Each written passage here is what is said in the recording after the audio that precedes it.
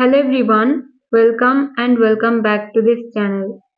আজকের এই ভিডিওতে আমি আপনাদের সাথে শেয়ার করব ইংলিশে ওয়েকে আমরা কত রকম ভাবে ব্যবহার করতে পারি, যেমন by the way, anyway, the way, no way and in a way.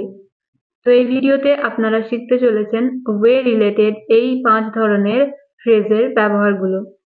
আমি চেষ্টা করব প্রতিটা ফ্রেজের ব্যবহার খুব সহজে আপনাদেরকে বোঝানোর। তো ভিডিওটা আপনারা স্কিপ না করে পুরোটা দেখুন, তাহলে এই প্রতিটা ফ্রেজের ব্যবহার নিয়ে আপনাদের আর কোনো রকম সমস্যা থাকবে না। তো চলুন তাহলে ভিডিওটা শুরু করা যাক। প্রথম ফ্রেজটা হচ্ছে by the way. By the way. By the way is used when you suddenly remember something during conversation. Bangla অর্থ হচ্ছে যখন আপনি কারোর সাথে কথা বলতে বলতে হঠাৎ অন্য কোনো একটা কথা মনে পড়ে গেল, বা হঠাৎ আপনি অন্য কোনো টপিকে কথা বলতে শুরু করেছেন, এরকম কন্ডিশনে ইংলিশে বাই দ্য ওয়ে ইউজ করতে হয়। For example, by the way, what's your age? By the way, what's your age? কোনো একটা অন্য টপিকে কথা বলতে বলতে হঠাৎ আপনার তার বয়সটা জানার ইচ্ছা হলো, তো আপনি বলতে পারেন by the way, what's your age? পরের example, by the way, what's your name? By the way, what's your name? এছাড়া আপনি হয়তো কারোর সাথে কথা বলতে বলতে দেরি হয়ে যাচ্ছে আপনার, তখন আপনি বলছেন by the way, I am getting late. By the way, I am getting late. মানে আপনি কারোর সাথে কথা বলছেন আর হঠাৎ আপনার মনে পড়ে গেল যে আপনার দেরি হয়ে যাচ্ছে, তো আপনি বলছেন by the way, I am getting late. এছাড়া আপনি বলতে পারেন by the way, I have to go now. তো আপনারা বুঝতে পারলেন কিরকম সিচুয়েশনে বাই দ্য ওয়ে ব্যবহার করতে হবে।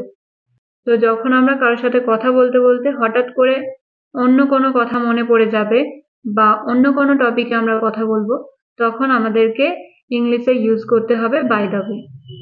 ক্লিয়ার? আই হোপ আমি আপনাদেরকে বোঝাতে পেরেছি। পরের ফ্রেজটা হলো anyway. Anyway is used to bring back the original topic and ignore the previous topic.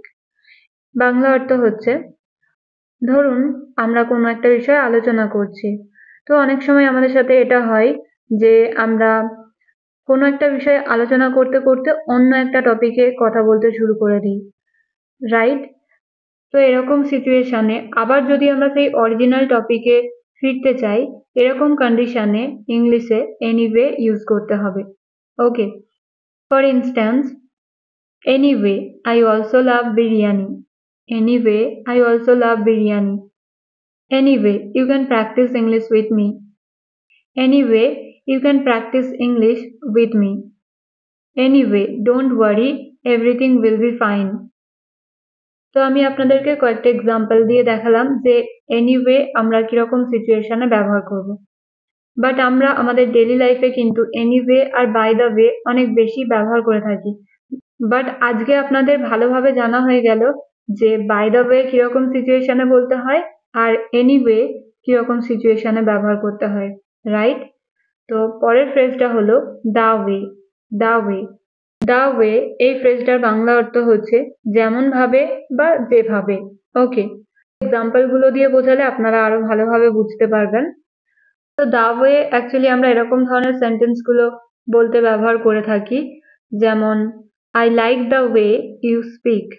I like the way you speak মানে তোমার কথা বলার ধরনটা আমার ভালো লাগে, বা তুমি যেভাবে কথা বলো সেটা আমার ভালো লাগে।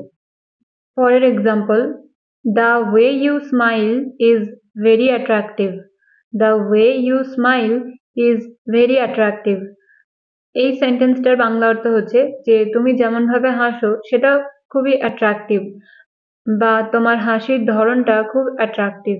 ওকে, পরের এক্সাম্পল হলো the way you were talking was strange. The way you were talking was strange. তো এই সেন্টেন্সটার বাংলা অর্থ হচ্ছে তুমি যেমন ভাবে কথা বলছিলে সেটা একটু অদ্ভুত ছিল। তো আমি প্রথমেই বলেছি যে the way মানে হচ্ছে যেমন ভাবে। তো the way you were talking was strange মানে তুমি যেমন ভাবে কথা বলছিলে বা তোমার কথা বলার ধরনটা একটু অদ্ভুত ছিল। বোঝা গেল?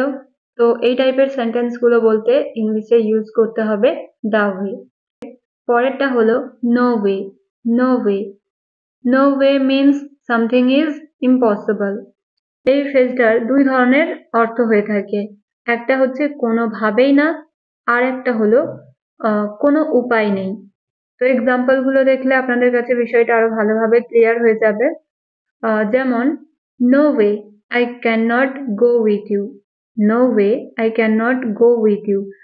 তো এই সেন্টেন্সটার মানে হচ্ছে যে কোনোভাবেই আমি তোমার সাথে যেতে পারবো না। No way I can not go with you.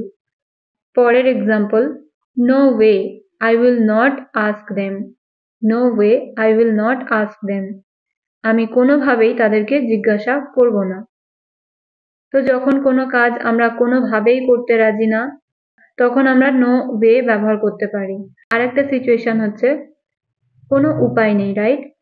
For example, there is no way to solve my problem. There is no way to solve my problem. এই সেন্টেন্সটার মানে হচ্ছে যে আমার সমস্যার সমাধানের কোনো উপায় নেই। আমার সমস্যার সমাধানের কোনো উপায় নেই। ওকে, তো আরো একটা যদি এক্সাম্পল দেখা যায়, now there is no way to contact him. তো এই সেন্টেন্সটার মানে দাঁড়াচ্ছে যে এখন আর তার সাথে কন্ট্যাক্ট করার কোনো উপায় নেই। প্রথমেই বলেছি নো ওয়ে আমরা দুই ধরনের সিচুয়েশনে ব্যবহার করতে পারি। একটা হচ্ছে কোনো উপায় নেই বোঝাতে, আর একটা হচ্ছে যখন কোনো কাজে আমরা একদমই রাজি না বা একদমই করতে চাই না এমন কিছু বোঝাবো, তখন নো ওয়ের ব্যবহার করতে হবে। তাই হোপ আপনারা বুঝতে পেরেছেন। ফ্রেজটা হচ্ছে in a way. In a way এই ফ্রেজটার বাংলা অর্থ হচ্ছে একদিক থেকে। ফর এক্সাম্পল, একদিক থেকে আমি তোমাকে চিনি। I know you in a way. I know you in a way মানে আমি তোমাকে কমপ্লিটলি চিনি না, মানে পুরোপুরি ভাবে চিনি না, বাট একটু হলেও চিনি। বোঝা গেল? In a way he hates me. In a way he hates me মানে একদিক থেকে সে আমাকে ঘৃণা করে। মানে সে আমাকে পুরোপুরি ভাবে ঘৃণা করে না, বাট কোনো কারণে সে আমাকে একটু হলেও ঘৃণা করে। তো আপনারা দেখতে পাচ্ছেন যে কিরকম ধরনের সেন্টেন্স গুলো বলতে হলে এই ফ্রেজটার ব্যবহার করতে হয়। তো আরো একটা এক্সাম্পল যদি আমি বলি, in a way he is right. In a way he is right একদিক থেকে সে ঠিক বলছে। সে পুরোপুরি ভাবে হয়তো ঠিক বলছে না, বাট কিছুটা হলেও ঠিক বলছে। তো আপনারা বুঝতে পারলেন যে ইন আ ওয়ে আমরা কিরকম ধরনের সেন্টেন্সে ব্যবহার করতে পারি। ওকে, তো ফ্রেন্ডস আজকের ভিডিও এতটাই। আশা করছি ভিডিওটা আপনাদের ভালো লেগেছে। যদি ভিডিওটা ভালো লেগে থাকে বা ইউজফুল মনে হয় তাহলে অবশ্যই ভিডিওটা লাইক করবেন, কমেন্ট করবেন এবং বন্ধুদের সাথে শেয়ার করবেন। পরের ভিডিওতে দেখা হবে। Stay happy and keep learning.